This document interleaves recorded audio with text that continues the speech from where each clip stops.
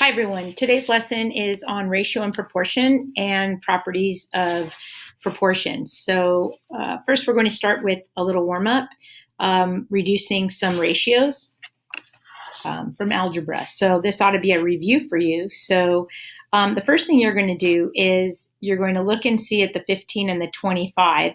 You're going to see what divides into both 15 and 25. So that would be 5. So 5 is going to divide into 15 3 times, and 5 will divide into 25 5 times. This x will divide into this x squared 1 time. So you have one of these. So a lot of people may write this out and say, well, the x squared can be written as x times x, and then you have a y, and then here you have an x and then 3 y's, 1, 2, 3. And these are all multiplied together. When you're multiplying, of course, and you have products, you can cancel, divide out x divided by x, that's 1. And so I still have an x left on top. X or y divided by y is 1. And so I still have 2 y's left on the denominator. So on the numerator, I do have a 3, I have an x, and these y's canceled. On the denominator, I have a 5 and a y squared. So that would be my answer from that reduced algebraic ratio. For this one right here, I do notice that I do want to factor first. You never do that. Do not do that. That is completely wrong. Never do that. You can only divide these if you had something like this. If you had x squared divided by x squared, or even if there was a number in front of the x squared term, you could cancel the x squareds because simply those are a single term and you're multiplying. See, there's like a 1 in front of that. That's 1 times x squared and 5 times x squared. That would be completely fine to divide. But right here, when you have 2 values on the numerator and 3 on the denominator, 3 terms, you can never cancel. What you can do, though, is factor. So if you were to factor, you would break this x squared minus 1, because that's a term, and this is a term complete in that where you want to factor that. So x squared minus 1 is actually a difference of 2 squares. So that's x plus 1 times the quantity x minus 1. And this right here is going to factor into that trinomial is going to factor into 2 binomials, a product of 2 binomials. So x squared, that's going to be x times x. And then what multiplies to be 3, but it's going to add up to be 4. So that's going to be 1 times 3. So that'll be a positive 1 and a positive 3. And you can always check, the insides and the outsides, meaning check 1 times x is x, plus 3x. 3x plus 1x is 4x, and that's what you're trying to get. Okay, so that being said, you have some values now that you have a product. You can cancel those. So see, you have a quantity of x plus 1 divided by x plus 1, which is just 1. So you're finally left with x minus 1 on the top in your numerator and x plus 3 in your denominator. And that's your answer. Do not cancel these x's because it's as if, let's say you were to choose a number for x. Let's say I chose 4. If x was 4, I would actually have for this 4 minus 1 over 4 plus 3, which is 3 over 7. Now 3 doesn't divide into 7, so you would never cancel that. So it's the same thing with this. You're not going to just cancel x's just because they look like they're the same. These values right here are a quantity, and you cannot break into that, okay? These right here are some ratios, proportions that we're going to solve. And you're solving these, not simplifying, because on the previous screen here, we were simplifying. See how it says put it in simplest form? Because there's no equation. You notice there's no equal sign, so those aren't equations. They're just expressions that you're simplifying. But here, these are all equations. So you do have to solve for x, and you're going to solve them.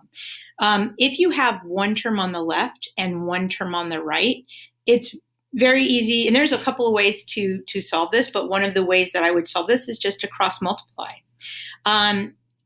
Keep in mind, before I do this problem, that if there was another number here, let's say a 3, notice that this is 2 different terms here. That's not one term on the left and one term on the right. So I would actually have to combine these terms before I cross multiplied, if that's how I was solving that problem, okay? So right now we're just going to cross multiply. So we have 2 times x is equal to 8 times 5, okay? You can divide by 2. And so you're going to have x equals, because 2 divided by 2 is 1. 1 times x is x. And then 8 or 2 divides into 8 4 times. 4 times 5 is 20. And so this, we're going to put this in solution sets, because solution sets are actually the right way to write the answer. You can always box up your answer, but the best way to write your answer is in a solution set. So we have one term on the left and one term on the right. So we are going to cross multiply. So I'm going to get 5 times this quantity up here, which is x plus 4, is equal to this times this quantity, 6 times x minus 4. So now I'm going to distribute. So I'm going to get 5x plus 20 is equal to 6x minus 24. I'm going to subtract 5x and I get x. That's a minus 24. I'm going to add 24 and I'm going to get 44. So x equals 44. So again, I'm going to put my answer in a solution set. And if I want to box that up, I can. Cross multiplying for this term right here, I'm going to go x times x, which is x squared. And then 4 times this quantity is going to be 4 times 2x minus 3. I noticed that I do have a quadratic, so I am going to have to set that equal to 0 after I simplify the right side. 4 times 2x is 8x, and 4 times negative 3 is negative 12. You're going to move everything to the left side, so that's going to be set equal to 0 because it is quadratic. As soon as you find out something is quadratic, what your first thought should be is, I need to set that equal to 0. Note, remember, if it is something is quadratic, you generally have 2 solutions, unless it's a graph that's like laying on the x-axis, which we'll talk about in a minute. So we have x squared, move this to the other side, so minus 8x, move the 12 over to this other side, so plus 12. This is going to factor. I could also use the quadratic formula if I wanted to. We have an x here. X times x is going to give me x squared. To get a positive term here and a negative here, that's going to tell me that both of these terms here do need to be negative, because a negative times a negative will be a positive, but a negative plus a negative is still going to be a negative. So what times what is 12? Let's see. We know that we have 1 times 12, 2 times 6, and 3 times 4. Which one of those is going to add up to be negative 8? So this is going to be negative 2 and negative 6. And so therefore, we're going to split these up and set them both equal to 0. So x minus 6 equals 0. X equals 6. We have x minus 2 equals 0. So we have x equals 2. And so therefore, my equation, my solution is going to be 2 and positive 6 as well. I do want to stress that if this had been if that had been an equation where my denominator, let's say this was 4 over x is equal to, I don't know, 5 over x minus 2. And let's say that I had 2 as my answer, and I were to plug 2 back in here, that would be 2 minus 2, which is 0. You cannot have 0 on the denominator. If you got a solution that said, oh, one of my answers was 0 or 2, like this, then what's happening is that becomes what we call an extraneous solution. So it's a solution that you got, that you solved and received, but it's not one that actually works for the equation. So we call that extraneous. And the way you would write it would be something like this. Let's say I got 6, and then 2 would be outside, because that 2, when I plugged it back in, gave me 0. And that means that it's extraneous. Okay, that's only if that were to happen, which it didn't. I'm just saying if it did. So now we're going to talk about properties of proportions and ratios and proportions, and like when you would use them and what kind they are. So there are actually 3 ways to write a ratio. Let's say I'm thinking of 1 to 5. Okay, that is actually a ratio. You could write it as 1 to 5 like that, or you could write it as 1 dot dot like that, 1:5, and you say 1 to 5, or you could write it as 1 with the word 2 and the number 5. So you have 3 different ways this way this way or this way. All three ways you are completely fine to write a ratio which compares two quantities. This is just a ratio of 3 to 4, 3 to 4, and 3 to 4. This right here is actually really important. That says the denominator cannot be 0. All that tells you is that your denominator, if that was 0, is going to give you an undefined solution, which again is going to give me an extraneous answer. So some real life examples of ratios might be, the units of measure, like measuring cups for baking. Time meaning if I'm thinking of days to weeks. So let's say if I said 3 days and I wanted to compare that to 2 weeks, okay? Both of your units of measure need to be in the same measurement. So basically, if I were talking about a car, I could say miles per hour, or I could say miles per gallon. Now, those are two different units of measurement. So for me to be able to create an actual true ratio, these have to be the same measurement. So there are some ways that I can change that. For example, I really don't want to change 3 days into a week because that would give me a fraction.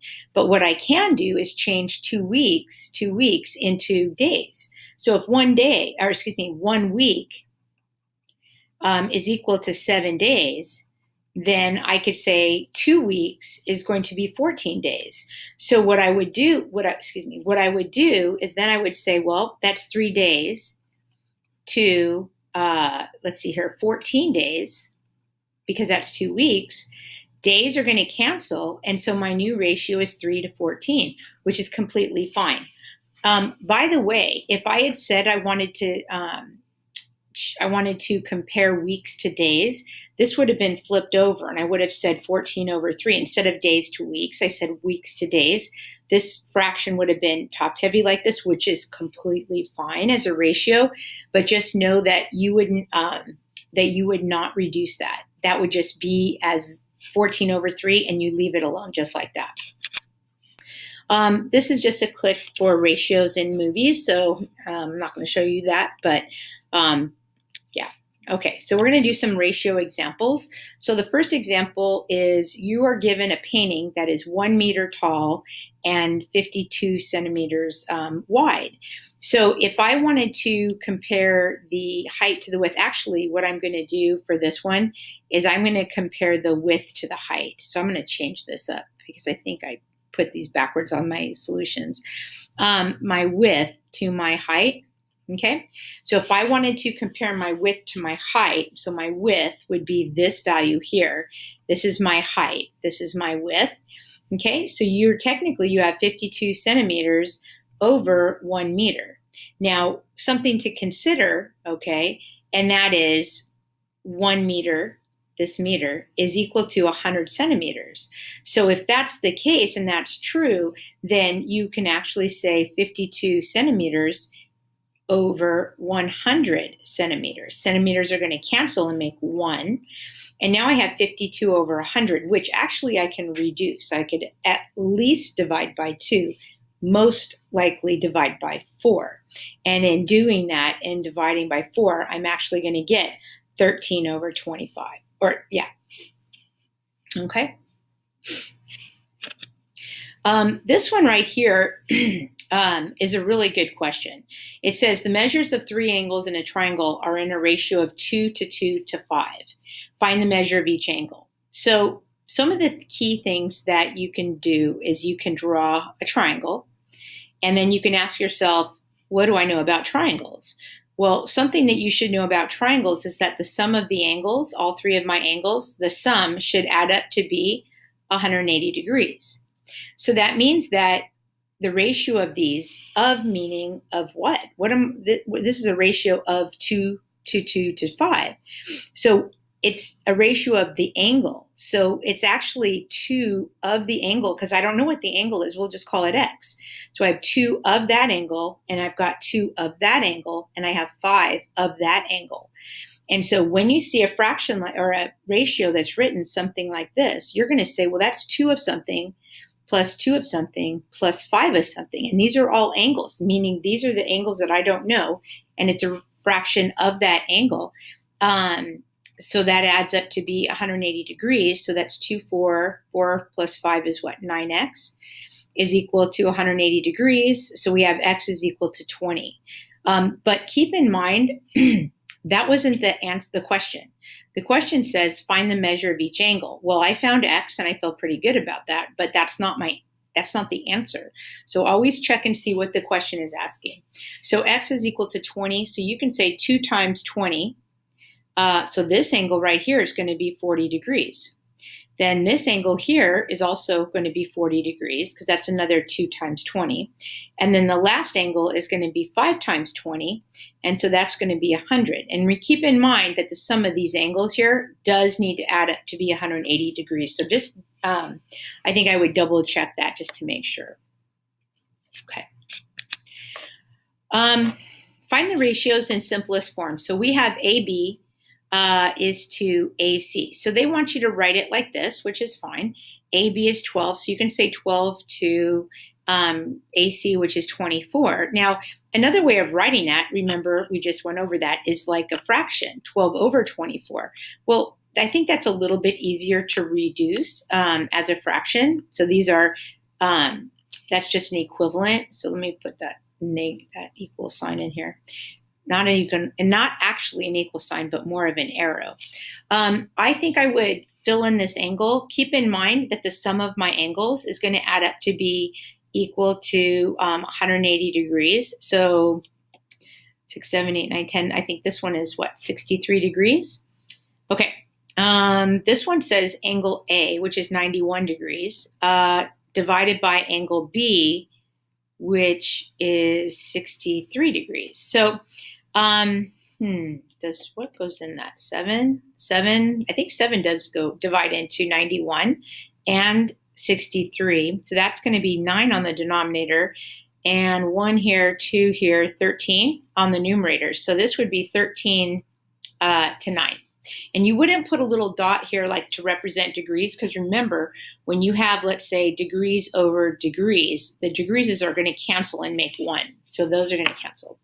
And the length of the longest side to the length of the shortest side. Well, remember, the longest side is opposite the largest angle. So that's my longest side. So that's 27 divided by, what am I doing? Shortest side. So the shortest side is 12. Looks like I could probably divide by 3. So that's going to be what? 9 over 4. And so that's the ratio. Keep in mind, these aren't equations. So they are just reducing values that you have. So you can put an arrow saying this is the next value, but don't put an equal sign and just start adding equal signs when you don't need them. Or, when they don't call for that. This one says the smallest angle, remember this was 63 degrees, the smallest angle to the measure of the largest. So smallest to largest. So this is going to be, 26 degrees to the largest angle, which is 91 degrees. So that's going to be 26 to 91. And the last one says BC. So segment BC, which is this value here. So that's 27. To the perimeter. Now, remember what a perimeter is. That's where you add up the sum of all the sides going around the distance. So that's going to be 12 plus 27 plus 24. 7, 8, 9, 13, 2, 4, 6, 63. So 27 to 63. And I actually can reduce that by 9. And I'm going to get 3 over 7. And so this value, again, this is just going forward. I'm going to get 3 is to 7. So in writing the proportions, like the ones that I just talked about right here, like 3 to 7, remember, you also could write it as 3.7, or you can write it as 3 to 7. So those are just things that you can do. There's other things also. So right here, this is a proportion. A proportion is where you're comparing two ratios. See, this is a ratio. This is a ratio, and you're comparing the two ratios. There's actually 4 ways to compare these these 4 ratios, and so one of them is to take, let's just cross multiply. So like A times D is equal to C times B. So I could rewrite my ratio like this. This is way one. Another way is to take my ratios and flip them upside down. So another way, number two, would be to flip that. So that would be B over A is equal to D over C. Okay. 4, another way to write my ratio is this way. A is to C. So I could write A is to C as B is to D. And there's one last way. Oops, 1, 2, I can't count here. 3, sorry. Let's fix that. 1, 2, 3. And my last way, my fourth way, is a little bit tricky, but it is actually a way that you do need to know. It is very important. And that is a little bit tricky. You're going to go A plus B. So on the numerator, you're going to say, you're going to add your two values on the left side. So A plus B, and that's going to be over B, is equal to, and then same thing on the left, on the right. So you're going to go C plus D divided by D. Okay.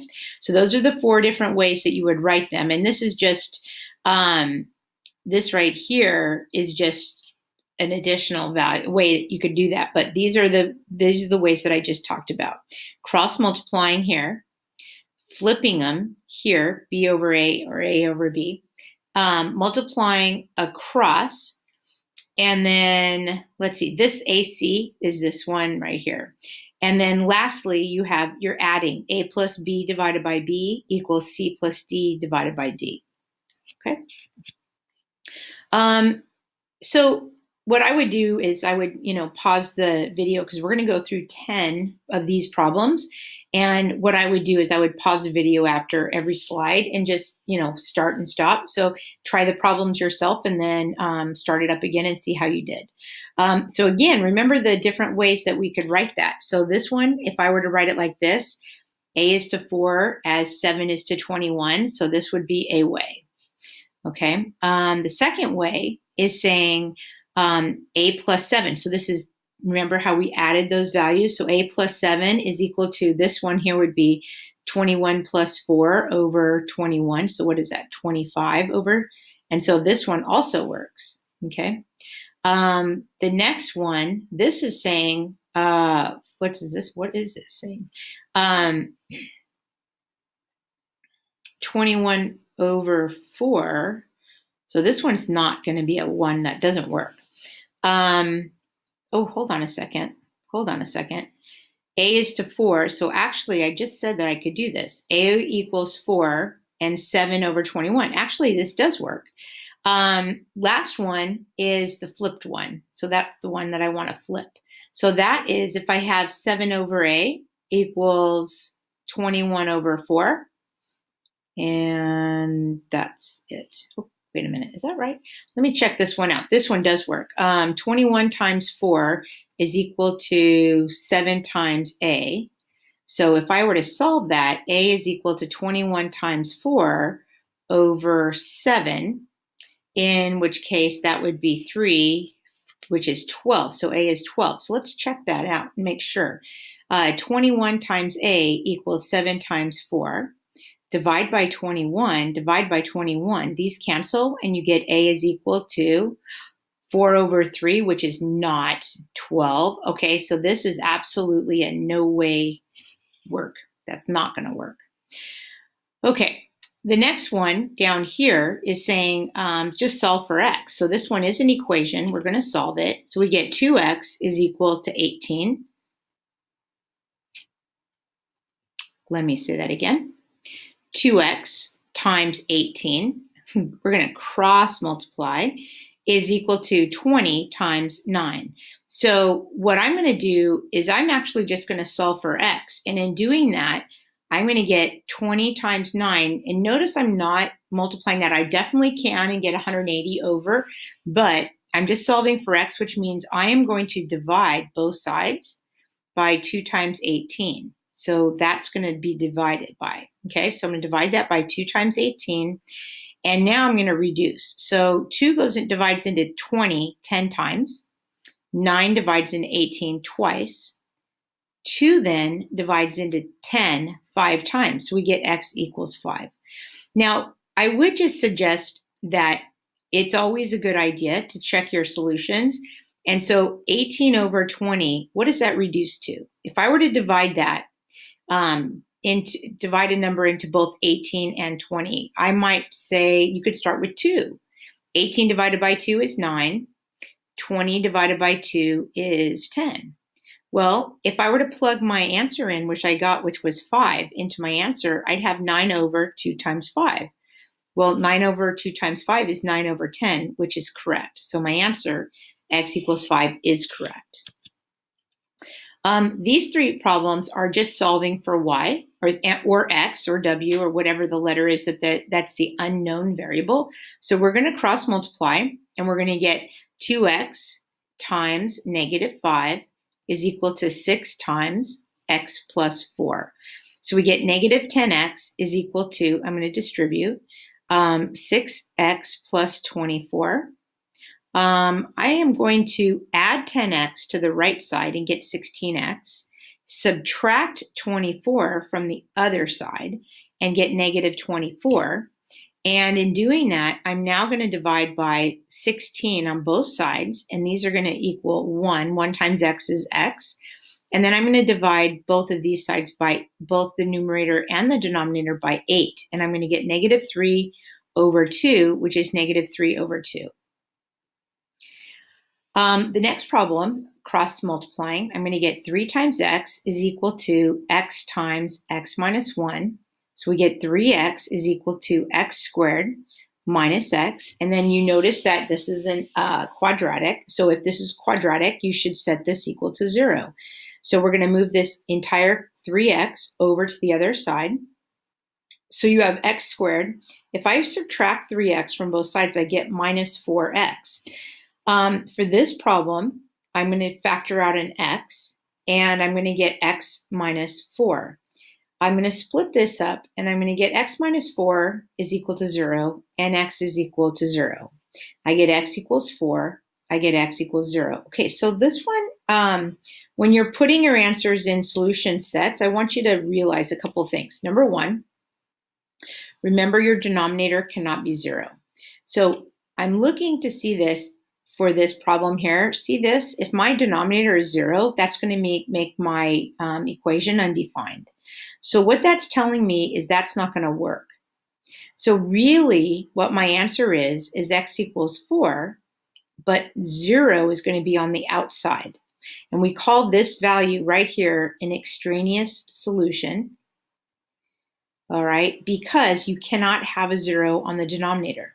See, if I were to plug this number, see the 2x, if I were to plug in my answer into this equation, see negative 3 over 2, 2's will cancel. I'm still going to get negative 3. That's completely fine. I just can't have 0 as an answer on my denominator. For this one, I'm going to cross multiply, and I'm going to get 3 times w minus 2 equals, now I have to cross multiply these two. Okay, and that's going to be, let's see here, it's going to be w plus 1 times the quantity w minus 4. I'm a little bit out of room here, but we get 3w minus 6 equals, now I need a FOIL, so that's going to be w squared, let's see here, minus 4w plus w is minus 3w, and then 1 times negative 4 is negative 4. I realize it is quadratic, so I am going to subtract 3w from both sides, and I am going to add 6 to both sides. So now I have 0 is equal to, let's try to go through this. So we have w squared, negative 3 and negative 3 is going to be negative 6w. And let's see here, 6 minus 4 is 2, so add 2. Well, this equation right here, while it's not going to factor, I could use the quadratic formula, which is what I'm going to do. So we have x or w, actually let's use w because that's what's there. So w equals the opposite of b, so that's going to be 6 plus or minus the square root of b squared, so it's positive 36, minus 4 times a times c. So that's 4 times 1 times 2, all over 2a. So what that's going to be is W equals 6 plus or minus, let's see here, 4AC. So 4 times 1 times 2 is 8. So you have 36 minus 8, okay, borrow, is going to be 28. So you have plus or minus the square root of 28 over 2. Oops, and I had made that minus, that line too long. And a couple of things to think about. Okay, I'm going to move this over to this side over here. W equals 6 plus or minus the square root of 28 divided by 2. Something to think about is this. This square root of 28, okay, first of all, you are going to need to simplify that. And you can't cancel this 6 and the 2 as much as you want to. Because what this means is that 6 is over 2 plus or minus the square root of 28 is also over 2. So if you were to cancel that 2 with that 6, then you wouldn't have anything to divide this by, and you would actually get that wrong. So let's reduce the square root of 28. And the square root of 28 breaks down to the square root of 4 times the square root of 7. So that's 2. So 2 root 7. So that means that this, moving along here, is going to be 3 plus or minus 2 root 7 divided by 2. 2's will now cancel. So my final answer for x is equal to 3 plus or minus root 7. All right, cool. I needed more room for that problem. Okay, so for this problem, you had x and y. They want you to solve for both. So I noticed that if I were to set these two equations equal to each other, I'm going to solve for x. And if I were to set these two equations equal and cross multiply, I'm going to solve for y. So I'm going to start off with these two right here. So I'm going to get 7 times x minus 1 is equal to the 2x. So we have 7x minus 7 is equal to 2x. I'm going to subtract 2x. I get 5x equals 7. So we have x equals 7 divided by 5. So that's in a solution set. Then for the other two, these two, I'm going to cross multiply for those, and I'm going to get 2 times y plus 1 is equal to 7y. 2y plus 2 equals 7y. And let's see, subtract 2y. I'm going to get 2 is equal to 5y, and y is equal to 2 over 5. So there's another solution set right there. Now this one, a little bit tricky because already I know it's quadratic because I can see the squareds here, but maybe if I'm lucky, my squareds might cancel out. We'll see. I'm going to cross multiply. I want to show you a shortcut, but just before I do that, I'm going to cross multiply. So 2 times y squared minus 9 is equal to y minus 3 divided by, or excuse me, y minus 3. I'm doing two things at the same time. So it's going to be times y minus 3 times y plus 3.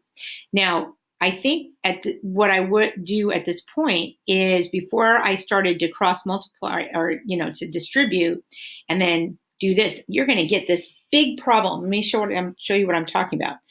2y squared minus 18 equals, now I FOIL, y squared plus 3y minus 3y cancels, so minus 9. I'm going to subtract that. I'm going to get y squared. I'm going to add 18 to both sides, and I'm going to get y squared equals 9. I'm going to square root both sides, and I'm going to get y is equal to plus or minus 3. Now, for this value, and the reason it's plus or minus 3, by the way, is you don't know if inside here they did 3 times 3, or inside that was negative 3 times negative 3. So what you're doing is you're taking account for both options. That's why you have 2 answers. And that's why a quadratic equation always has 2 answers, because it is x squared. So a couple of things. Number one, if I were to plug in, if I got my answer was 3 and negative 3, and I plugged in 3 here, 3 plus 3 is 6, I'm totally fine. But if I were to plug in negative 3 plus 3 is 0, that's going to give me an undefined answer. So already that's not a solution. So what you're going to do for your answer is you're going to say my solution is y equals solution set 3. And then outside, again, is my extraneous solution. And So that's how I write my answer. Now, going back to the top, I do want to show you something because I did a lot of unnecessary work here that I really didn't need to do had I just looked at this y squared minus 9 and factored that. Because you know that's a difference of two squares, y plus 3 times y minus 3. And on the left side, you have divided by y plus 3. See that? Well, these two quantities are going to cancel out and make 1. Remember, you can cancel out a quantity, but not just a value. So really what I have now is on the left side, I have y minus 3. And on the right side, I have y minus 3 divided by 2. And so I would actually cross multiply, right? 2 times y minus 6 equals y minus 3. I'm going to subtract my y. See, in doing that, see, subtract your y's, I get y. Add 6 to this side, I get y equals 3. Now, here's the problem, okay? Where's my other answer? See, I only have one answer in doing it this way.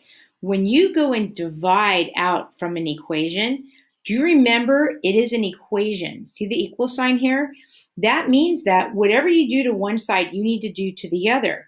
And so by canceling out this y plus 3, I lost one of my y's. So this, even though it's like a shortcut and you're looking at it and you're going, hey, that was so much easier, you've actually lost your value right here, which is an extraneous solution. Now, some of you may say, well, good, because we don't need that anyways, because it wasn't a solution. It didn't work.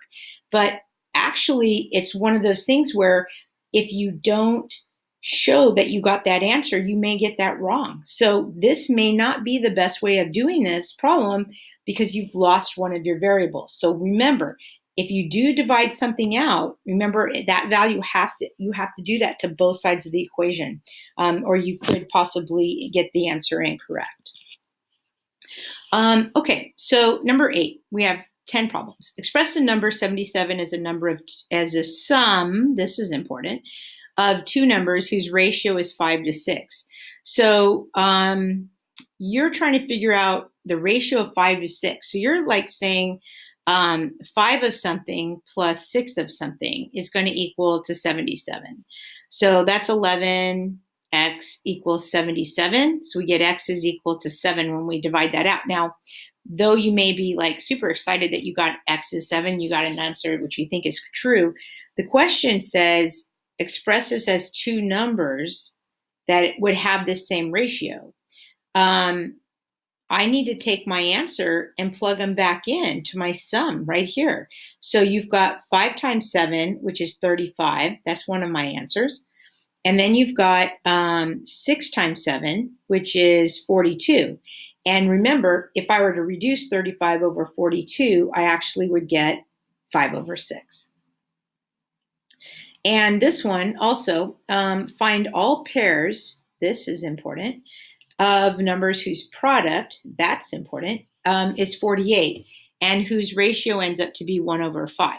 Now, I'm not going to do this one the same way as I did that, but what I could, but I want to show you a different way of doing this. If I'm trying to think of the pairs of 45, I'm thinking of 1 times 45.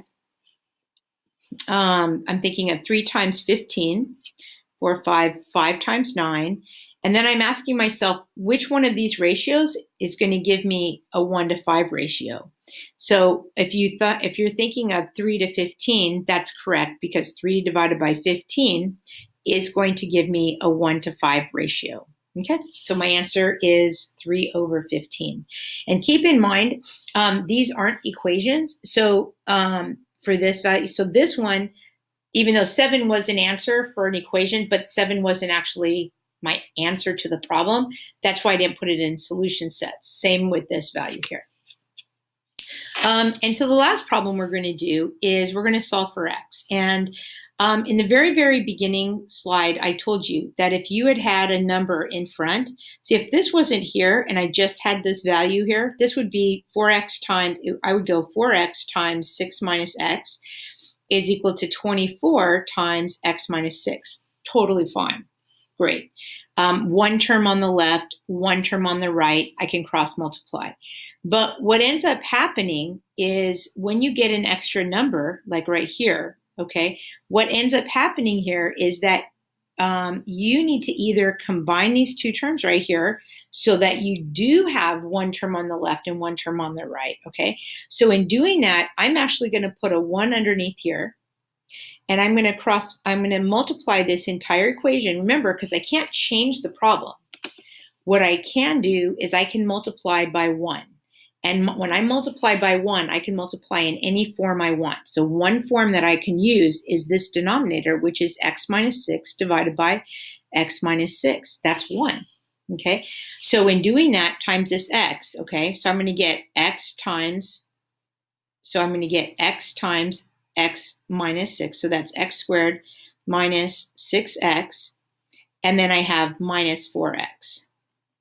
And that's all over x minus 6. And then let's simplify this a little bit. So what does it say? X squared, negative 6 and negative 4 is minus 10x over x minus 6. Okay, that's going to equal 24 over 6 minus x. What I would do, I think at this point, is I probably would factor out a negative sign out of this, meaning let's rewrite this. Let's think of this, 6 minus x. I can rewrite that as negative x plus 6, right? Okay. And then I can rewrite that even as negative times the quantity x minus 6. Well, okay, so that means that this right here can be rewritten as this. And that negative sign can actually even go up top. And so we have negative 24 over x minus 6. And that equals x squared minus 10x over x minus 6. Well, if that's the case right here, x minus 6's are the same. I can set my numerators equal to each other if my denominators are the same. And so what I have is x squared minus 11x, and then move the 24 over, plus 24 is equal to 0. I have a quadratic. I'm going to set that equal to 0, check. Now I just have to split this up, and I'm going to go x times x. I'm going to go 8 times 3, and negative times a negative. Split that up, I get x equals positive 3, and I get x is equal to positive 8. And my solution set is going to be x equals solution set of 3 and 8. And I actually need to check my answers. I'm going to erase this so I can see my whole problem here. If I were to plug in either one of my answers into my equation here, this is over 1, so you wouldn't plug it in there. 3 minus 6, 6 minus 3, totally fine. So my solutions would be 3 and 8. Now, just a heads up, when we're doing these problems, what these are is we're setting, these are x-intercepts. So whatever my graph looks like, these values are actually where my graph is crossing the x-axis. So that's just something to keep in the back of your mind. Okay, well, I hope that helped, and thanks for watching.